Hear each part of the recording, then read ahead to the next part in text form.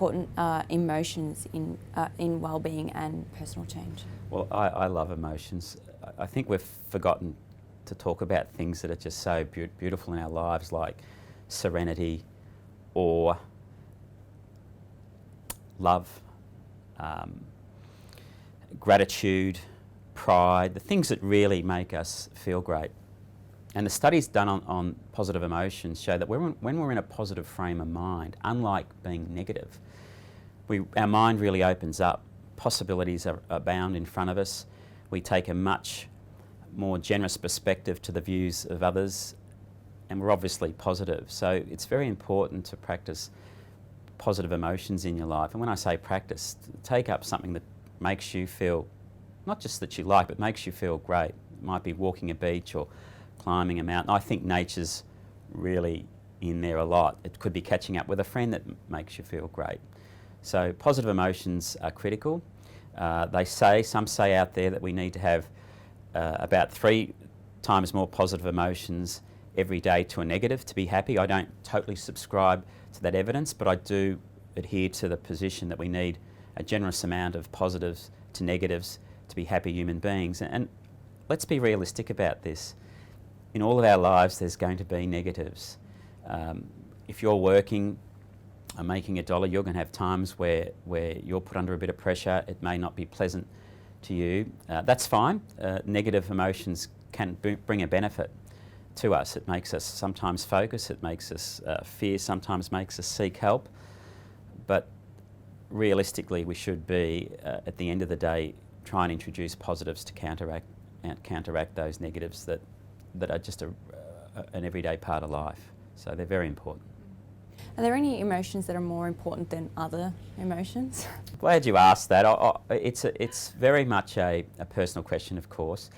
2 that come up on my radar a lot, if I'm looking at the evidence, is one is love.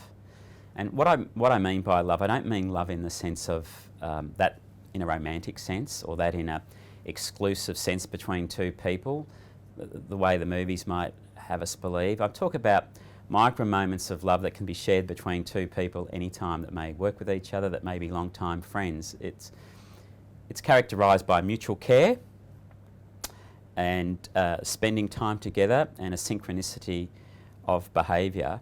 So love is very important, and a lady called Barbara Fredrickson has done some terrific research here, and she's found that people that have more love in their life have a more constant heart rhythm, and their brain actually functions better. So things that I think are fairly obvious to us, positive psychology is now coming out and saying, hey, there's actually evidence to prove that. So such a wonderful emotion.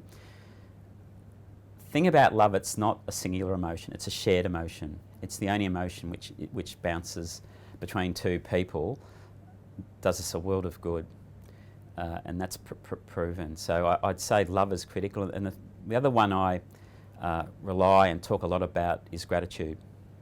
And the reason why I do is because the way human beings are made is we're ambitious, we keep wanting to get more, and as I said before, we do have a slight bent towards negativity, and when we get what we want, we tend to socially aspire for more and do comparisons. So we have, in a sense, have a factor against us all the time, which is trying to defeat happiness. Now, the clear cure for that, in my opinion, is to practice gratitude, is to turn the brain around from thinking of negatives to thinking of the great things in your life. And they can be the most mundane, simple things, like I was able to buy a coffee today, or I enjoyed my chat with the person on the train. And it can be the great things of your life. It could be the wonderful auntie you had. It could be the education you had. All of us have these things rained upon us, but the only way to keep it to the fore of our ground is to actually practice it every day. For new beginners, I advocate starting with a gratitude journal. So write down 3 things every day you're thankful for. What this will do over time, even if you give up the formal gratitude journaling, is that your brain, rather than the neurons connecting between negatives, it'll connect between positives, so you'll have greater awareness of positives happening around you every day, from a plant in the room to the fact that you're heading off for a holiday, in 2 or 3 months. So gratitude is absolutely essential in my view.